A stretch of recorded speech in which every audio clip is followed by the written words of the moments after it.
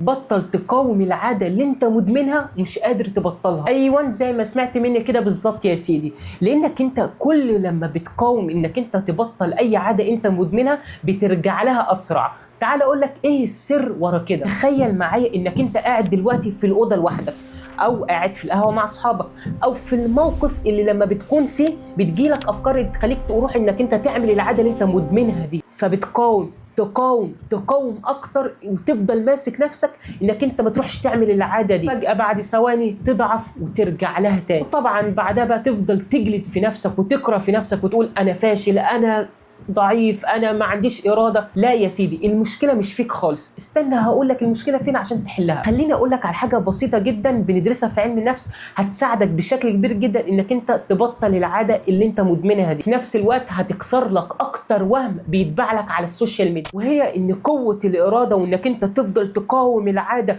انك انت ما ترجعلهاش تاني.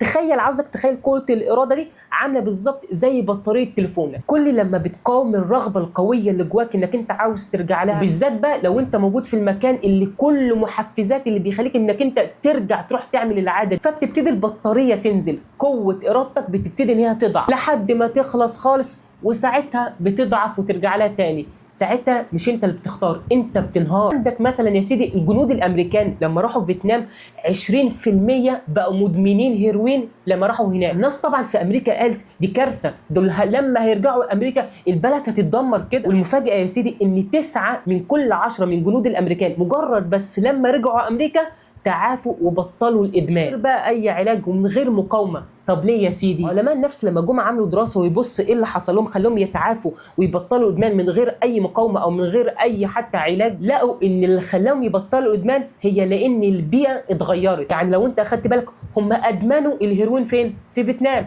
لكن لما رجعوا امريكا والبيئه اتغيرت بطلوا وتعافوا. من الحاجات الغريبه اللي لقوها برضو علماء النفس، لقوا ان 9 من كل 10 مدمنين يخرجوا من المصحات بعد ما بيتعافوا، لما بيخرجوا من المصحات بيرجعوا للادمان تاني. طب ليه بقى؟ علشان يا سيدي هم بيرجعوا لنفس البيت، بيرجعوا لنفس الشارع، بيرجعوا لنفس الصحاب، بمعنى اصح بيرجعوا لنفس البيئه اللي هم ادمنوا فيها. علشان كده يا سيدي لو عاوز تبطل اي عاده انت مدمنها ما تقاومش، ابعد. الاوضه اللي انت بتعمل فيها العاده وانت لوحدك غيرها، حاول تغير اي حاجه موجوده في الاوضه، هات السرير هنا، هات الدولاب هنا، المهم حاول تغير في شكل الاوضه عشان ده هياثر في عقلك ان هو يخليك انك انت ما يحفزكش انك انت تروح تعمل العاده. الصحاب اللي بتشرب معاهم ابعد عنهم. خد المعلومه دي من الثيرابي اللي تساوي اكتر من ديشليون مليون دولار. المعالجين النفسيين لقوا ان الناس اللي بتنجح ان هي تتعافى من اي ادمان مش اللي هم بيعرضوا نفسهم لاماكن او مواقف تحفزهم وتخليهم ترجعوا يعملوا العاده تاني، هم اللي مش بيعرضوا نفسهم لاي محفزات ترجعهم يعملوا العاده. في حد غيرك طبعا بيحاول يبطل زيك، فخليك سبب ان حد تاني يشوف الفيديو ده